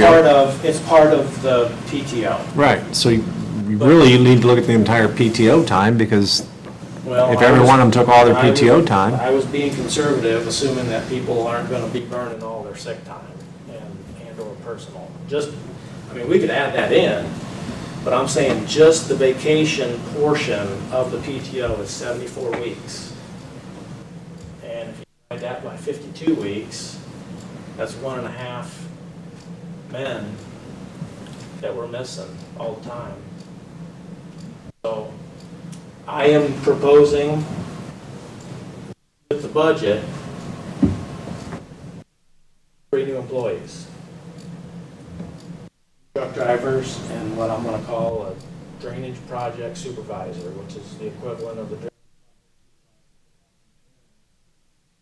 Person would work on culverts and ditches and county tiles that cross the county roads and kind of take some of the load off of upstairs, because in the fall, when Mike's got 250 miles of open ditch sprayed to inspect, it doesn't stop for him. He's still got 2, 3, 5 contractors out.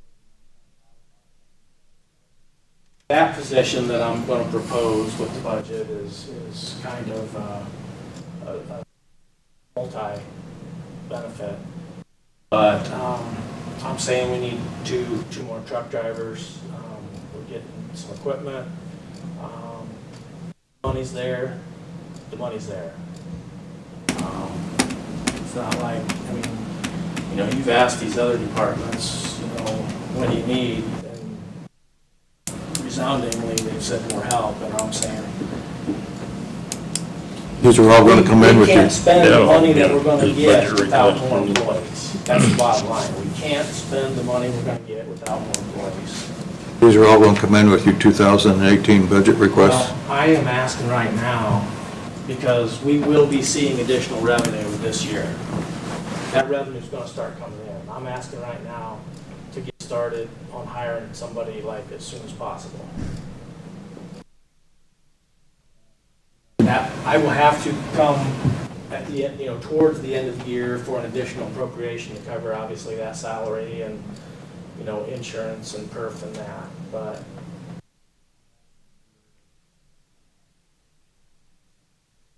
on right away. Now, I did speak to the commissioners about this. The motion that was made at the commissioner level was, we support the one right away, and let's get the other two hired when you know you've got the revenue. If you're talking 3 new employees, with benefits, it's less than $200,000. I'm not proposing to start the other 2 right away, just the one. But if we're getting $100,000 a month additional revenue, it's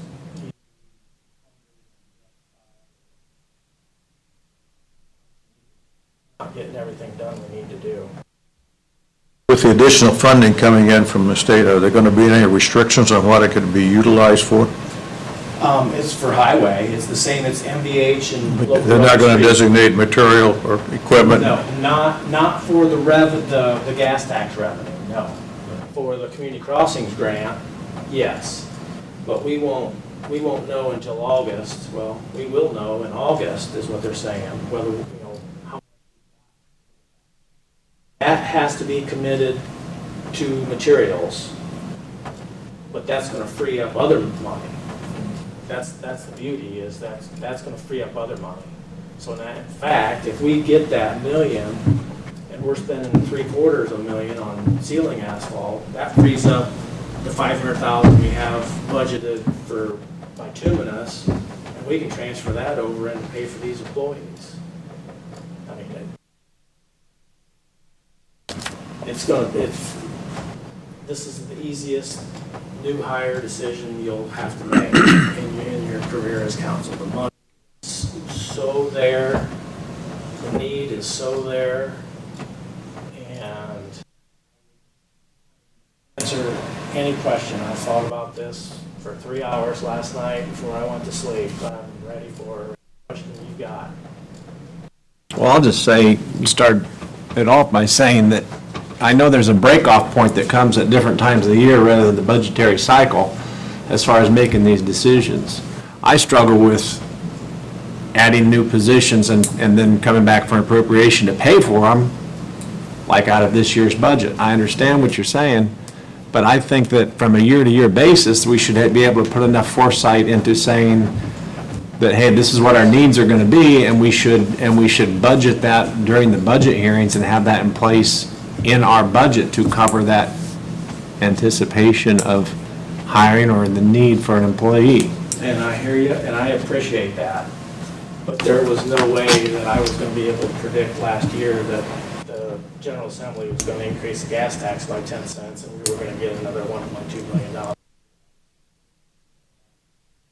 And that's money we'll lose if we don't spend it? Well, no, we're not going to lose it, but if we don't use it, then our constituents are going to say, you got all this money, when are you going to fix my road? Well, it should be at the next budgetary cycle when we plan for those new employees.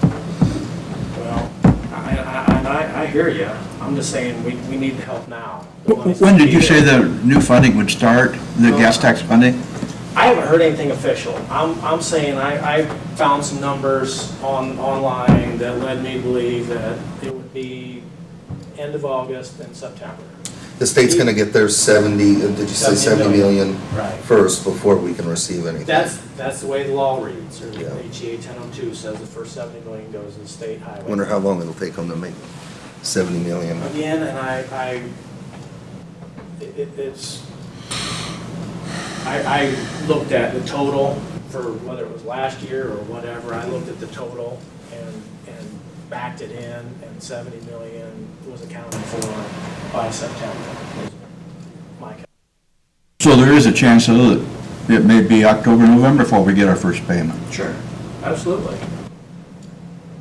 But even then, even if it's December, if we only get one payment of $100,000, we can pay for at least one new employee. They feel like that'll make you more efficient in your chip and seal and stuff this Well, year? what it's gonna allow is, We'll be done with chip and seal by then. By September, right? well, yeah, that's why I'm asking for that person now, so that we can have them when we are chip sealing, because that'll give us enough guys to have another crew doing other things, replacing culverts, patching, grading gravel roads, whatever. Like I said, the world doesn't stop when we're chip sealing. There's other things that need to be done. And got your full crew headed towards chip sealing, then, again, this is our first year with this new chip sealer, so I'm expecting that that's gonna make us more efficient, but A little bit like Thor, though, I hate to spend money until I have it. Do you have any additional comments, George, as Commissioner? Well, we're investing in all the equipment, and I think that, as far as commissioners are concerned, we thought that the one additional person for the year would be proper, because it doesn't make sense to make that investment in the equipment if you're just going to have it sitting there. So I think that was really the basic premise that we looked at on that. Well, I'm not saying I wouldn't support it, I'm just saying how I would prefer to see things done, And it's not like we don't, even if that money didn't come in, we still have it in for the budget by the end of the year. I mean, I haven't started looking at the budget because I'm waiting on the word from the state auditor. I'm like you, I don't want to spend money I don't have, but if it's guaranteed, this is guaranteed money, all right? It might happen. You might get selected for the grant. I'm not talking about that. I'm talking about the 10-cent increase in gas tax.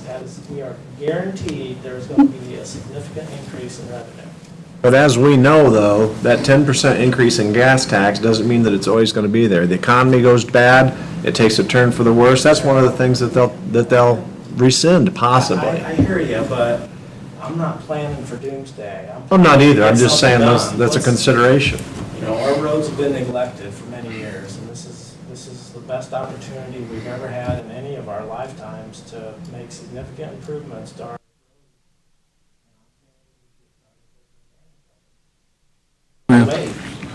So we have one thing, could happen, if it does go sour, you take somebody retires down there, if they're in funds to pay for an extra guy, you can say, hey, we're not filling that position. I mean, we've done that before through different departments over the years. Yeah. So I agree with you, I don't like spending money we don't have either, but, he's guaranteed they're gonna get money, and, looking into the future, if things do get bad and we can't afford an extra employee down there, when someone retires, we just won't fill it. I mean, like I say, we've done that before. So we have I guess I could go for one guy. And You can adjust your budget to pay for that employee regardless of what, Well, yeah.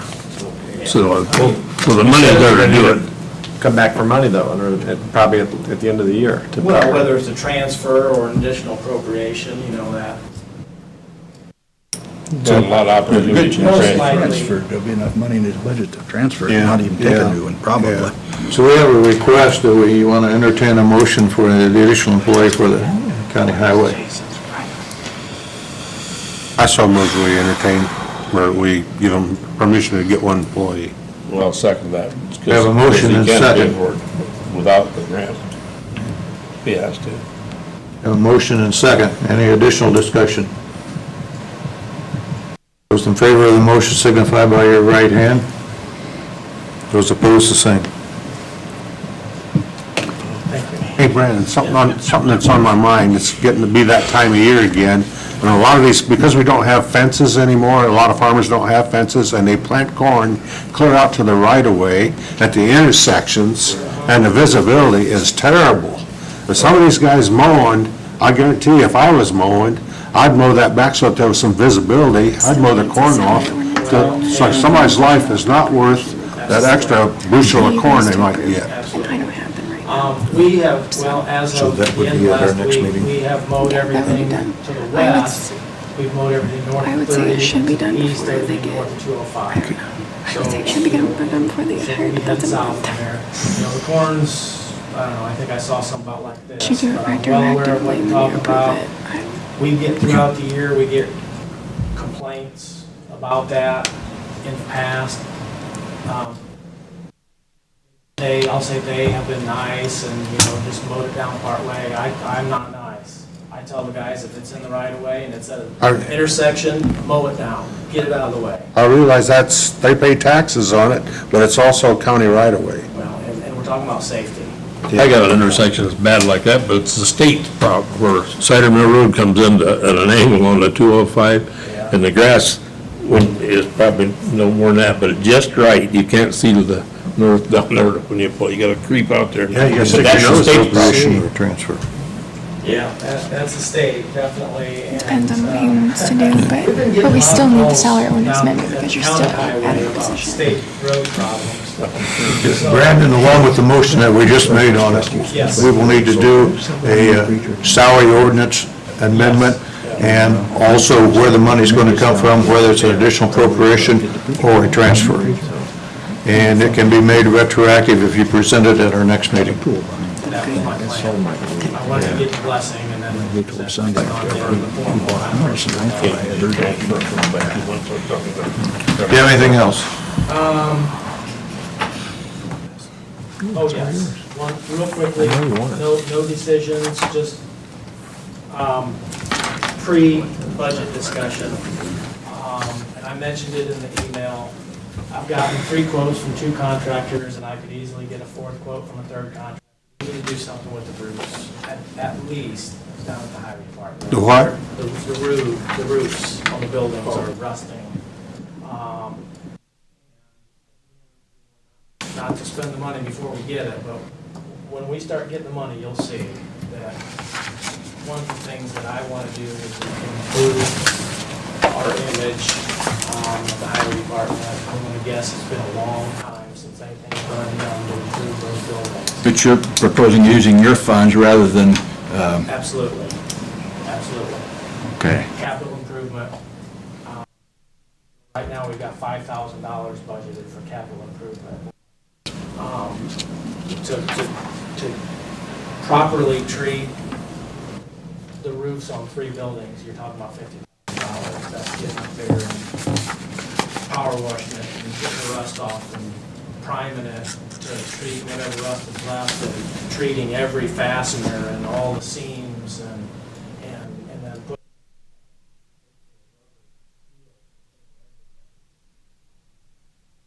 That's one option. We've also looked at just putting brand new roofs on. You do a lot of wash as far as money. I want you to know that we're thinking about that. So the siding is oxidized and faded. Paint would go a long ways. It would, I know. And so that part would be cheap. Another thing we talked about is insulation on some of these buildings, Not talking about a full-blown remodel, but start planning. And my thought is to do a 5-year capital improvement plan. We've got a 5-year road plan.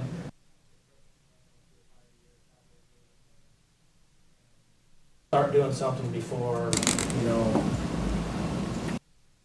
before it's an emergency. So, something more, sorry, got more for you to think about. Anything else? You do that before when equipment and periodically every so many years you get a truck, keep replacing.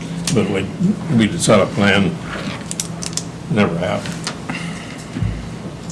I mean, everything starts with a plan. Right. You gotta have a Well, plan. I'm glad to see you do it.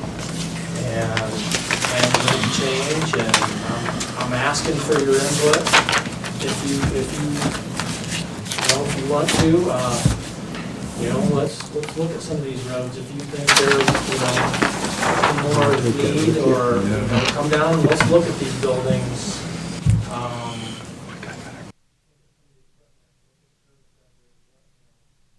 Hours on equipment, miles on trucks. Anything else? Brandon, there's one thing I'd like you to check into. I know we was looking at back when Michael was here, or he was gonna check into it. Maybe instead of buying some of this other equipment that it would be nice to have, maybe we ought to look at it as second patcher. Well, I know we looked at that back, but we never went forward with it. And I'm thinking, you're talking about keeping the roads up.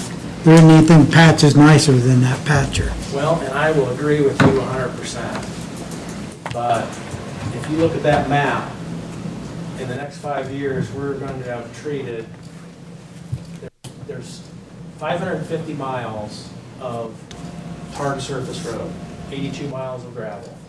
Of those 550 miles, everything that's colored on those maps, that's 500 miles out of 550 that we're going to be touching with at least chip seal. We're also proposing like some of these roads like Airport Road and 250 West that are really rough. We're going to do some wedge and leveling on that before we chip seal it, level them up. So, and trust me, we've talked about a second chip sealer for a long time, or a tank to hold the liquid so that we don't have to drive to Warsaw and sit in line for an hour to get another load. Right now, I'm planning on just, sealing the road. You don't need to. We've looked at, and I haven't studied every road that we've chip sealed, but we chip sealed some pretty crappy roads last year. The majority of them look pretty good, especially compared to what they were, and our. You had a mild winter. Well, but. It didn't freeze that deep this year. That causes you a lot of Sure it did, problems. But there was a lot of moisture. Yeah. There was a lot of moisture, and the freeze thaw is definitely one of the factors, but. The standing water is more. The melted ice is just as bad. Something to look at. Absolutely, that plan's not cut in stone, so. Fair enough. Thank you, Brendan. Yeah. Thank you for your time. I know it was a lot. Okay, next on our agenda, we have an additional appropriation resolution requesting $107,000 out of public safety fund, and that is for the CAD system that we committed. This goes along with that. It'll be a payment out of Okay. CUME cap. But there wasn't enough appropriated, so we didn't do the transfer. So these are both for the CAD system. And Shannon tells us, along with that, there's a transfer resolution that's going to be out of CUME cap. That's also a payment for the CAD system on it. That's the 32,000. That's the 32,001. So we'll entertain a motion for both of these appropriation and transfer resolutions. I'll make a motion that we approve both of those requests. I second. Have a motion and a second. Any additional discussion? Those in favor signify by your right hand. Opposed, the same. Now, on our next one, we have a transfer. You want to I think I'll take a vote for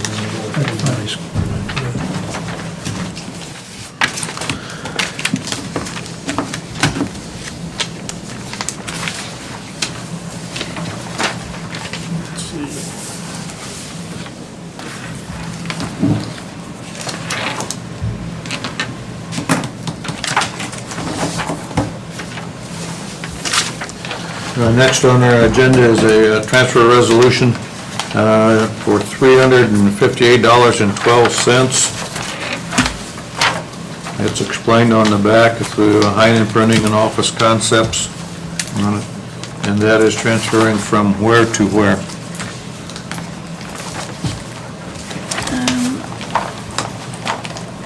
I believe it is equipment and maintenance to supplies. We entertain a motion for this transfer resolution. Printing supplies. Move to approve it. Have a motion, do we have a second? Second. Motion and second. Any additional discussion? Those in favor signify by your right hand. Opposed, the same. George, we're finally up to you. Okay, you've gone through most everything that we had. We approved the auditor's contract for Dossett Consulting for a 3-year contract.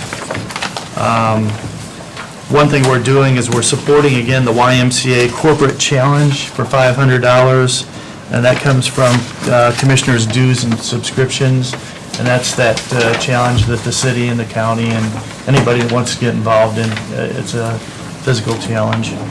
It's been great. Woodland and Lakes request for the 2018 budget of $500 we approved, and that's, I've got some information on that if you'd like to see their annual report. I've got that we've got here. We were very fortunate, Senator Zay came in and talked to us.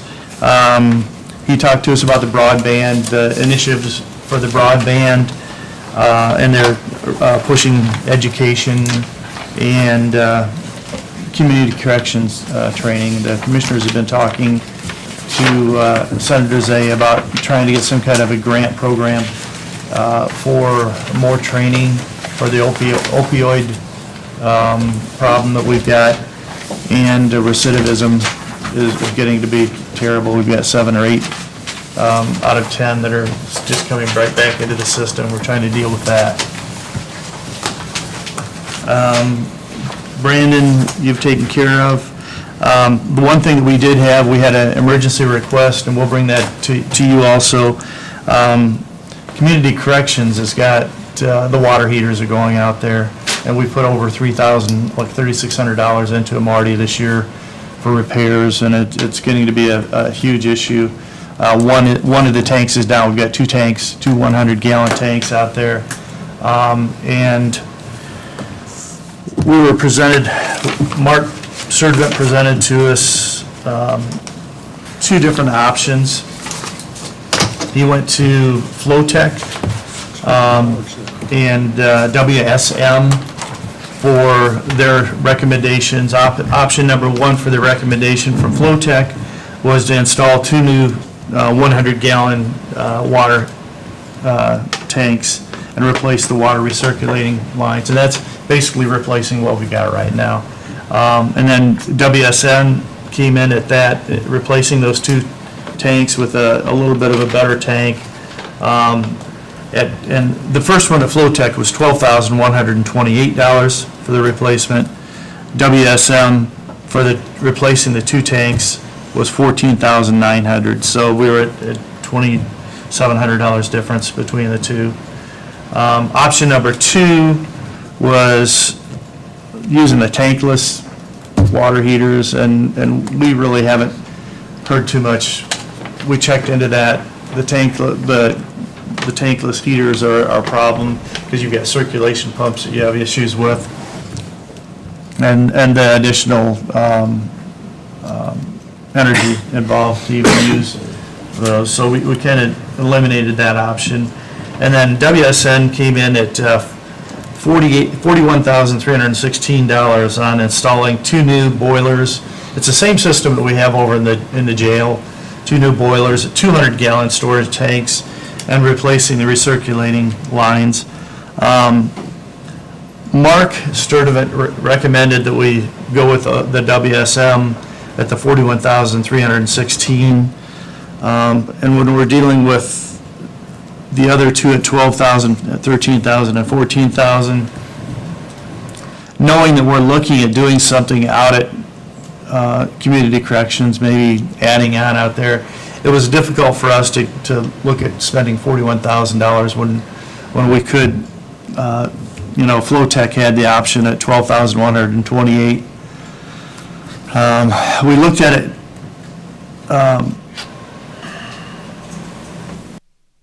globally as just making sure that what we're looking in the future, if we're going to be doing something, Mark said that these will last for about 6 years. And if we can get 6 years out of these, I think we'll be in good shape at $12,000. We're spending $6,000 a year on maintenance, so it's a 2-year payback if we do the $12,128 through Flowtech.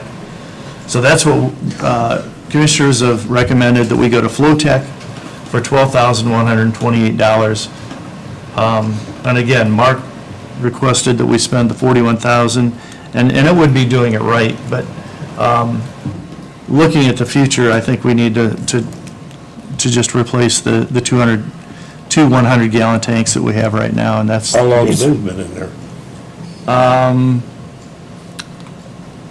The ones that we've got right now are 6 years out.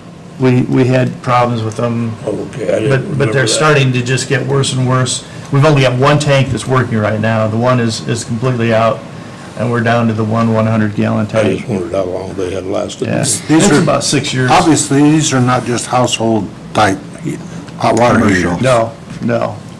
They're commercial heaters, but with the water system that we have, the water, it eats into these tanks. It's a gas water heaters, and you get the accumulation of the iron and everything in the bottom of the tanks, and it gets harder and harder to heat them. The energy cost Yeah, goes up. you know, I was told I put a new hot water heater in, but anyway, to keep that flushed out, there's a drain on the bottom, flush that once a year. Yeah, especially with city water is an issue. That funding's going to come out of his maintenance budget at this time? Yeah, what Mark said is, if we go with the Flowtech with the 12,128, he's got the monies in his budget to do that. He's probably going to have to come back for additional appropriations at the end of the year, but either one, I'll present that to you as either one, but he does have the monies in his budget to do that.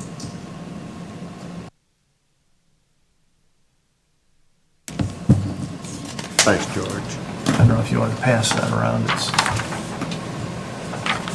And it's advised to do both at the same time? Couldn't just do one and then come back when the other one fails and replace it?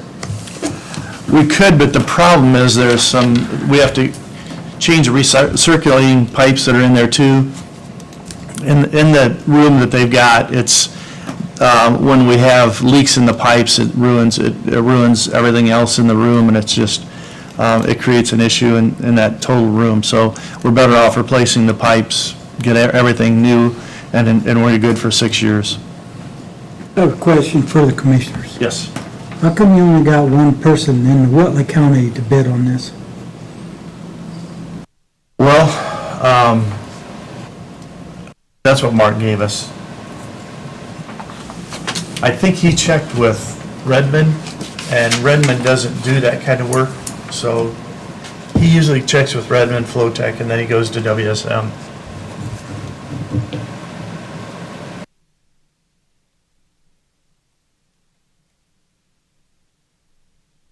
There's other ones that do that in Whitley County. I'm sure there is. I'm not Well, this saying was- my this was company, more of but an I'm saying emergency there's other ones in Whitley County that do that type of work. I'd just like to see more companies within Whitley County that pays Whitley County taxes to have an opportunity to bid on certain Definitely, I things. agree with And I will tell you that was one reason we went with Flowtech on this, because it was a Whitley County company, and we try to keep within. Well, I agree with that. I mean, yeah, I don't have a problem with that. Yeah, you get some of it back. Yep. And they do a good job.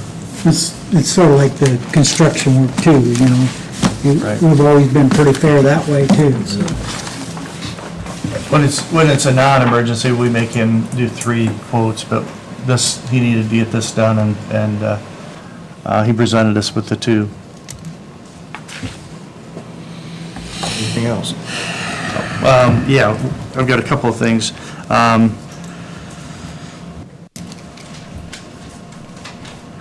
I guess that is it, that the emergency repairs, we approved the bulk user agreement, so that was about it. Anybody in the audience have anything? Mr. Chairman, I move we approve the minutes as written. One question on them. A couple of votes I saw was like 3-0 instead of 7-0. I don't, On that, Typo? oh, on the didn't I see that? A couple of them said vote, yeah. A couple of them, there's 3-0 vote. Almost as though some of those. The sport abatement request and the broadband thing, the vote was 3-0. Oh, yeah, okay. You're right. That wasn't enough, that wasn't even a quorum. Yeah. It's on there a couple times. Yeah, I see that now. So with the changes of it, minutes approved? Yes. Those in favor signify by your right hand. Those the same. Commissioner Chad, anything additional? Yeah, there's a conference coming soon. I'm curious if there were any county council members who were planning to attend. That's the State Board of Accounts call meeting? Yes, that's correct. I have attended them in the past, and unfortunately, I got a scheduling conflict this year. The reason I ask, I thought if one person was going, I would sit out. I would happily sit out and let that one person bring back that information. But if nobody else intends to go, then I will go.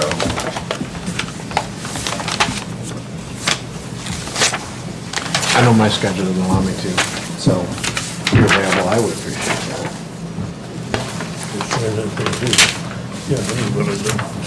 So you are interested in going?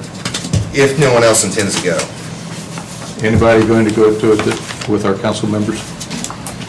I'm not going to without this time, but I sure recommend you go, Chad, as well, where they're worthwhile. This one I'm not gonna make either. So I guess you will be our designee? I will go. Councilman Thor? I'd just like to say I appreciate having different department heads here to give us updates and information and just general information sharing, so thank you for that. Councilman Jim? Councilman Glenn? Nope, I have nothing. I don't have anything. Not either, nothing. We stand adjourned. Take that map, have a nice map. I was thinking, I'm gonna take it, well, here, okay, run, there you are, that's what I'm gonna do next. The hot part of the day to do that. Then I'll do her errands. Oh, we gotta sign these. Yeah, I got another meeting. Kim, did you sign these? Yeah.